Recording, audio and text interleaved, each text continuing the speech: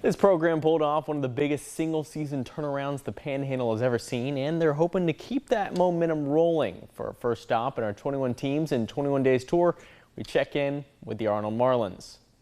Following a winless 2023 season, Arnold finished last fall with their most wins since 2010 and a playoff berth. Year one under head coach Jason Griffin exceeding all expectations, but the Marlins aren't done climbing. We hope what we did last year is, kind of a baseline. We hope that that's what, what our goal is every year, that, we expect to be in the conversation for the postseason every year, that that's our goal, to make the postseason every year. Arnold returns much of its offensive production, including 2-year starting quarterback Will Cotter, who finished his junior season with second-team All-County honors. I've been playing with him for 2 years. He's been behind me for 2 years, and you can hear in his confidence, even when he calls snaps. He's just gotten way better and just way more comfortable. Cutter's top 3 receiving targets are back in the fold, and the Marlins have even added a few more weapons. With Colton coming in, and Truman and Darren have been with me for a long time, and then Tice came in last year, we've definitely been working all summer, and I feel like they're always where I need them to be. If Arnold was to choose a preseason MVP, everyone on the team would point to Darren Elder.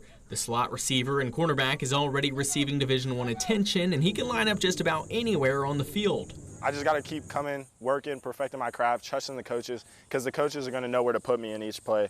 But I just got to keep perfecting my craft. While the Marlins are confident in their defensive backs, the front seven has the most question marks, especially when you factor into the equation that the reigning Bay County Defensive Player of the Year, Mac Jones, just transferred out within the past few weeks.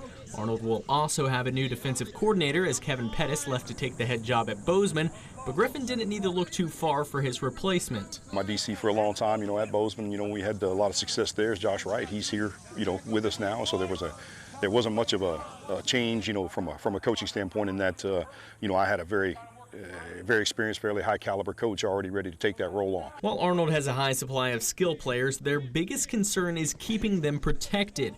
The #1 focus of fall camp, preparing the offensive line. I think it's like that every year for anybody.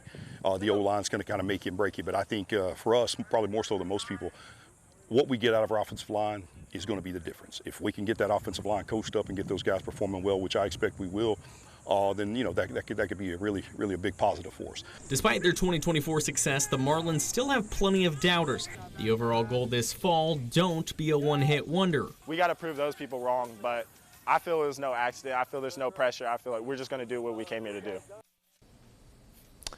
Arnold will host Destin in their preseason kickoff classic. That's on Friday, August 15th. And then 6 days later, they're going to open their regular season at Tommy Oliver Stadium. They'll be visiting the Bay Tornadoes on Thursday, the 21st.